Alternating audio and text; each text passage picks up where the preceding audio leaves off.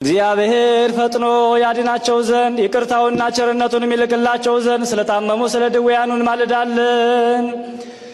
ከቅድስት ቤተ ክርስቲያን ወገን ስለሞቱ ሰዎች እግዚአብሔር የረፍት ቦታ ይሰጣቸው ዘንድ እንማልዳለን።